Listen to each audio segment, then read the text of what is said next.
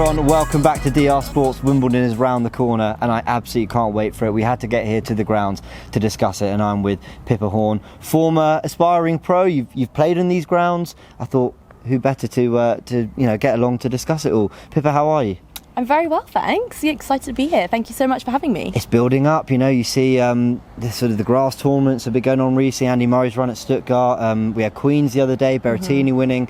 And it all kind of builds up. You're seeing the grass court tennis go ahead, you see the weather, and walking down, there's a lot of preparation going on at the moment. Absolutely. I mean, the club and the championships, they're sort of preparing from the close of, the finals the year before. And I think what people don't realise is that actually so much goes on sort of behind the scenes. Yeah. And yeah, it's exciting. It's really starting to feel like Wimbledon is around the corner, the Pims, the strawberries, everything that sort of makes it so special. Yeah, no, I've got to say, it's one of my favourite sporting tournaments. Forget just tennis. I love it. I mean, for this is on par for me when a major tournament comes around in football. Not because I'm as into tennis as I am football, there's a gravitas about Wimbledon. What is it for you that makes it such a special tournament from... Well, do you know what? I'm not going to ask any more. What makes it so special? Because I know you're going to take it away. Yeah, no, absolutely. I think there are a whole raft of reasons, actually. And I think for me personally, and I know a lot of the other players, it's the history of it. Just a couple years ago, 3 years ago, I think, we were celebrating the 150th anniversary of the championships. And that sort of pervades in every element of the championships, and I think Wimbledon have done such a good job of preserving those traditions and that history. The first Wimbledon was in 1877. It's insane. And those same traditions are still, in action today. You've got the whites, of course. Yeah. I'm glad they've kept that. Yeah, no, I think it's a great touch.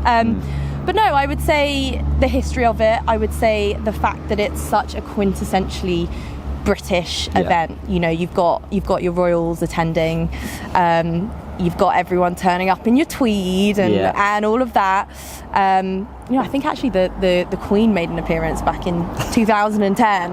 Oh wow! And you've got Prince William, Kate. They're always there making appearances. You've got your Pims and your strawberries and your cream. And yeah, I just think it really is one of the most prestigious events, and the fact that it is so quintessentially British, it is the pinnacle of British sports. Yeah, absolutely. It retains tradition. That's what I love about it. I've actually done the whole 6 a.m. queue, making our way in, and you were telling me before that this is, I think, the only slam where you can queue on the day and get tickets. Yeah, absolutely. And I think that's another thing that makes it just so special. It is there's sort of an exclusiveness about it, because it's traditionally very hard to get Wimbledon tickets. But what makes it so fantastic is that if as a member of the public, if you really are a huge tennis fan, like a tennis nut, you can just turn up on the day and camp and queue, and you'll be able to purchase whatever tickets are available on the day. So I think that's absolutely fantastic, and it still remains quite an intimate event. But what it then means is that you actually, the people that are there and are buying tickets, they're the ones who are absolute tennis nuts. They're willing to camp for 12 hours. I've been there. That 6 a.m, still dark, the sun's coming up, and you're thinking, is this queue ever going to end? But you know what? It's quite a fun experience. They put a lot on around the queue. It's good. Enough on that. Let's talk about the Brits, because you were saying that they're flying. Players to get excited about. I think we mentioned Katie Boulder earlier. Look, I'm not the expert. You talk me through them. Andy Murray maybe even making a return. Yeah, I mean, I think in my lifetime I have never seen such sort of phenomenal energy within British tennis, and it's being led by the likes of Emma Raducanu and Andy Murray, who are kind of setting the scene. They're showing everyone what can be achieved, and I think from that the other players are taking a lot of confidence, and particularly on the women's side, we've got Katie Boulder. She's actually just come back from injury. She's had some phenomenal success kind of over the past 2 or 3 weeks. She beat Pliskova, who, as we know, is a former Wimbledon champion herself. So it just goes to show that the Brits, they're there or thereabouts. It's just, can they sustain that level? And then, of course, Harriet Dart, top 100. She had a breakout tournament at Indian Wells. Jodie Burridge, actually, who I think is sort of ranked around 150. She had a fantastic win just yesterday in Eastbourne, which is a preparation event prior to the championships. She beat Paula Badosa, who's number 3 in the world. And just goes to show that the level is there. And it's same thing on the men's side. Obviously, you've got Andy Murray, who's sort of paving the way for the rest of them, and it'll be fantastic to see him back on the green grass here at Wimbledon. I can't wait, honestly can't wait to see him on the grass. And touching on still that British element though, you've actually been on court. I've watched it. I think it might have been on court 2 or 3. I think it was Dan Evans I watched. There is a different pressure, but when you've got that home support, does it fuel you? Does it add to the nerves? I mean, how do these British players respond to that kind of, I guess you could say, expectation? Yeah, I mean, undoubtedly, there's huge expectation. I think year in, year out, the media are placing huge expectation, as would be expected. And I think, it just depends on the player and how they deal with that. So, some of them, they use it as fuel, and some of them, they see it as pressure. It could be said, I guess, that off the back of Emma Raducanu's success at the US Open, perhaps that pressure has got too much for her. And then, there's others within British tennis, Katie Boulter, for example, who is just absolutely relishing this opportunity. She's getting so pumped out there. And the fans are behind her. I think it's just, it's to be expected, but it's how you deal with that. Absolutely. Yes, athletes, they're not afraid of a home crowd. Players that also generate a little bit of a home crowd through just what they've achieved in the game. Your Novak Djokovic, your Rafa Nadal. Let's talk about the men's side. Nadal has confirmed he'll be playing. Also, congrats to him. I know he's got a baby on the way. French Open champion, also claimed the Australian Open early in the season. Djokovic, we won't go into why he wasn't able to play in Australia and everything around that, but obviously he couldn't play in that tournament. They had a great game at the French. It's a shame we don't have Federer, but the old guard is still out there just sweeping up slams. Absolutely. I mean, gosh, what he's doing, I think, is absolutely phenomenal. And I don't think anyone expected, himself as well. There was sort of a period a few months ago where we really didn't know, as tennis fans, whether he was going to get back on court, and he's come back. He's got the Australian Open, he's got the French Open, and he truly is the king of clay. But whether or not, I mean, I would certainly love to see him take the Wimbledon title, and obviously, he has many to his name, but there are a few hurdles, one of which, the minor insignificant hurdle called Novak Djokovic. Yeah, I've heard of him. Have you heard of him? I've heard of him. Yeah. I mean, listen, I'm no expert, you'll know a lot better than me. I'm sort of expecting him to come and just sweep it up again. He just feels just inevitable, Novak Djokovic. Yeah, I mean, I do tend to agree with you there. He's won 6 Wimbledon titles. There are really no holes in his game. I mean, he is such a well-rounded player, and I think that really comes across on the grass. The slice, he's got such phenomenal movement. The only thing I would say with regards to Djokovic is his preparation has not been as I'm sure he would have liked it to be. He really hasn't played that many tennis matches this year. Obviously, the whole shenanigans in Australia where he was banned entry, and then the Indian Wells, and they call them the Indian Wells and Miami, they call them the Sunshine Series. He was also banned from entering the United States. So he really hasn't played that much tennis over the course of the year. But he's a champion, and champions find a way. So my money is on Novak Djokovic. Is it? Okay. It is. Wow. Let's talk about the challengers then, because I love seeing these two, and when Federer's fit, and it's a shame we don't have him at this tournament. We could talk for another 20 minutes about that. But the challenges to them. Now, we mentioned Andy Murray. We mentioned his run at Stuttgart. what are the chances that he puts together? Beating Tsitsipas and Kyrgios as well. Yeah. He's shown some real steel back on the grass again. This isn't just kind of Andy Murray giving it a go and making up the numbers. There might be a feeling he can get to that maybe quarters or semi-final. Is that something you're hopeful for?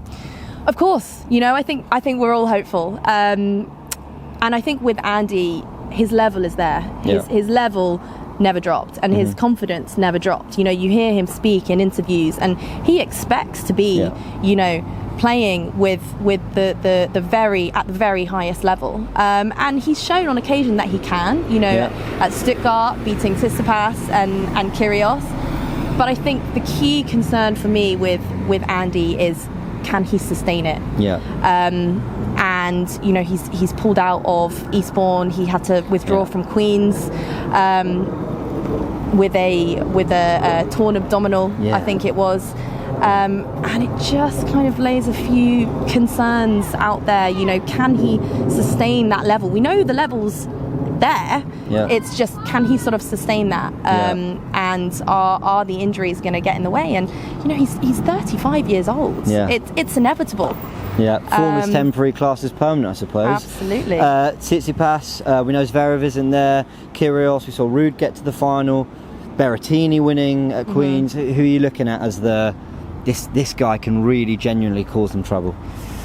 So I think for me, it's going to have to be Berrettini. As a half Italian, that makes me happy. He's just come off the back of back-to-back wins at Queen's. He played a final at Wimbledon last year. He's back-to-back wins prior to Queen's as well. He won Stuttgart. His form. Beat Andy Murray. He beat Andy Murray in the final. Yeah, absolutely. His form is there. And I think for me, my one concern with Berrettini, perhaps, a year or two ago, was, could he perform on the big stage? And I think now he's had those experiences. Last year in the Wimbledon final, he played Novak Djokovic on centre court, and there's so many learnings that you can take from just having that experience. And I think coupled with his level, which of course we know is there, he's beaten all of the top players. It's just, can he deliver that on the big stage in the big finals? And I was watching him the other day, and I'm told that Berrettini's father comes to only his finals. Yeah, I heard that on commentary actually. Yeah. Well, there we go. So let's hope he makes it. And he's been very active lately. He seems to be making final after final. So good on him. My money is I think Berrettini for me is probably the biggest contender to the likes of Rafa and Djokovic. Fantastic. Well, we wish him all the best. Let's go into the women's side of the draw. Got to start. I know sometimes it can be a bit lazy to just go straight to this name, but we're expecting a comeback from Serena Williams. Talk us through all that. What's going on? I've not really kind of kept up with everything. Talk us through it. Yeah, absolutely. I mean, Serena, of course, hasn't played since Wimbledon last year, where she had a fall in the first round. There was the whole controversy surrounding the courts, and they were quite slippery. She had a fall, hasn't played. Looks like she's been doing a hell of a lot off the court. She was directing King Richard. She's got her young daughter who's following in her footsteps. But yeah, it's fantastic to see her back here at Wimbledon. Is she coming back to the singles? She'll be playing the singles, so she's playing Eastbourne with in the doubles event with Ons Jabeur. And she is a true champion. And my expectation is that we'll see some ugly tennis in the beginning rounds. She's not played. Tennis is all about sort of confidence and momentum and being match fit. And I don't think we'll be seeing that of her certainly in the earlier rounds, but in tennis you've got the tennis player and you've also got the performer. And if you can perform even when you're playing your ugliest tennis, that is the sign of a true champion. And time again, when she was match points down against Heather Watson at Wimbledon a few years ago, she found a way, and champions find a way. And I think it's fantastic that she's back. We didn't know as fans whether we were ever going to see her on court again, and so personally for me, I'm really looking forward to watching her play. I can't wait, and I've got to say, knowing knowing very little about the journey she's been through the last year, just knowing she hasn't played, why did I just get this feeling that no one's going to want to play Serena Williams even after a year out? And respectfully, I mentioned the age as well that she's coming in at, and yeah, what an unbelievable champion. Let's talk about Iga Swiatek, French Open winner, number one, I believe. She is. You know, we'll be having high hopes. What's her record at Wimbledon? If I'm right, I mean, she's very young, only 21, but am I right to think she's not got past the fourth round yet here? She hasn't got past the fourth round. Yes, you are correct. However, I caveat that with she did actually win the junior girls event. So Iga Swiatek can play on grass. Fine, there we go. We've cleared all that up. Let's have no doubts about that. However, what I would say, I mean, you know, obviously she's on a 35 match winning streak, and she is good. Far and away the most solid player in the women's game at the moment. As I mentioned to you earlier, tennis is all about momentum and confidence, and she's leaps and bounds ahead of the rest. But what I would say is that the transition from the clay to the grass is not an easy one to navigate, and time again you're seeing the likes of Muguruza, Ashley Barty, Barbara Krejcikova, who all are French Open champions, and then 3 weeks later when Wimbledon comes round are sort of bombing out in the early rounds. And I think there's many reasons for that, and I think that will pose some challenges to Swiatek. But you know, ultimately what it comes down to is confidence, and I think she's just leaps and bounds ahead of the rest. So I don't envisage her having to play her best tennis to win those matches. And her coach also worked with Agnieszka Radwanska when she made the final back in 2014-15, whenever it was. So he's going to have some tips. He's going to know exactly what to tell her. And I wouldn't be surprised if she goes the full way. I love watching her play. I think there's various adaptations that she's going to need to make. You know, obviously the grass is very different to the clay. It's much faster, much lower bounce. So she is going to have to make some adaptations to her swing and slightly to her technique. But she's in good hands. I have high hopes for Iga Swiatek. I'm looking forward to watching her play. I'll add to that as well, Coco Gauff. I remember a couple of years ago, it might have been 2019, she was blew people away with that run. What was she, 15, 16? Or something? 15. I mean, that is ridiculous. Here we are, 3 years on the back of a French Open final. She's been building on that. You've then got players like Raducanu, US Open winner, but I know it's not gone swimmingly since then. Who else are you looking at as that next generation who might surprise us this year? Or not surprise us, you know, with what they've been doing? Absolutely. You know, I think Coco Gauff is another strong contender. And I think, you know, Wimbledon just means so much to her. It was the first tournament where she had that kind of breakout tournament. Obviously, when she was 15 years old, she qualified and then beat Venus Williams. That was it. Yeah, I was trying to think. She beat someone, and I remember being glued to the TV. Yeah, amazing. She's a phenomenal player and a phenomenal performer.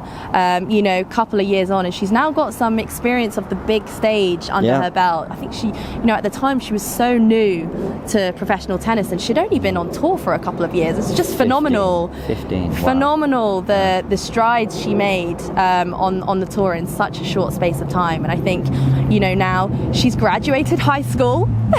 Congrats. I mean, that's unbelievable. Exactly. She's so young, but she now has sort of some experience of the big stage, and I think that is just so important coming off the back of the French Open. And the girl can play on grass. You know, she's also a junior champion. Made the fourth round a few years ago. Her game is just carved out for the grass, and I'm excited for her. You know, I think the crowds love her here. That's certainly gonna assist her. We'll be getting behind her. Raducanu as well. Do I chuck her in? Is she one that? I mean, actually, just briefly talk us through what's really happened since the US Open and where it kind of leaves her going into this tournament. Absolutely. I mean, I think with Emma, we know the levels there. Sure. She's proved the levels there. You know, this time last year, of course, she made the fourth round of Wimbledon, and then she went on to win the US Open. So we've all seen it firsthand. You know, if Emma can put a string of performances like that together again, she's one of the best players in the world, and that is evidenced by her ranking. You know, she's number 11 in the world. And I think there's huge expectation that accompanies winning a slam. And she's young. We can't forget that she is incredibly young. And there's been this expectation that she's just going to win every match, or after the US Open.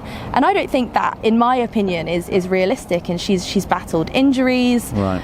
But I just hope that she can get out there and sort of play freely, because what I've noticed is you can see the pressure that she's facing in her game.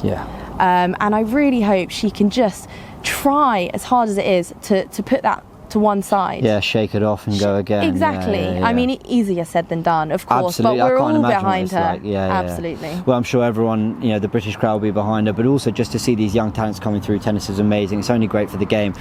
Just very quickly, to round off the sort of chat about the women's game, any other sort of dark horses that we haven't talked about that you think worth a mention? Yes. So I have very high hopes for Ons Jabeur. So doubles partner with Serena at the moment. She is, correct. So she's number 3 in the world. I only know because you mentioned it earlier. She's number 3 in the world. Just won Berlin. As I keep alluding to, it is all about momentum. And tennis is a game of such small margins. And it's mentally, what are you thinking at 5-all in the third? Do you have the confidence to believe that you can pull through those tight matches? And that is built up by playing a lot and by winning. And I think, Jabeur is in fantastic form. She's spoken openly about her aspirations, and she loves the grass. She's had some incredible results on the grass, and she's another one. I think she was born to play on this surface. The way that she structures the points, she's just got everything, the slice. She keeps it very low, she mixes it up, and she's such a tricky player to play. You just don't know what to expect from her. And I think she's going into Wimbledon with a lot of confidence. Fantastic. So who's your tip to win it then on the women's side? Do you know what? I think I'm going to go with Jabeur. Oh wow! Okay, there we go. You heard it here first. Wow, there we go. So there's your call, and then you went for Djokovic on the men's as well. It's a toss-up. Okay. I think I'm sort of leaning 60% Djokovic, 40% Berrettini. Oh wow! I think it will be Do you know yet whether Nadal and Djokovic are on the opposite sides of the draw? I don't know if we've seen that yet. Nadal and Djokovic will be, yes. Okay, cool. So they could only meet in the final. Correct. So Djokovic is seeded number 1. Right. It's always the winner of the previous year who takes the number 1 seed position. Cool. And then Nadal is seeded 2, so they can only meet each other in the final. Well, there we go. We'll see if we get that. We'll see if Berrettini challenges. We'll be watching what's happening on the women's side as well. We're covering it all on DR Sports. A big thank you, Pippa. Let everyone know where they can find you, any social handles or places they can see your stuff. Yes, absolutely. I can be found on Instagram at Pippa Horn 10. Amazing, guys. Let us know in the comment section who's winning Wimbledon this year. We'll be covering it all. Looking forward to it. Catch you next time.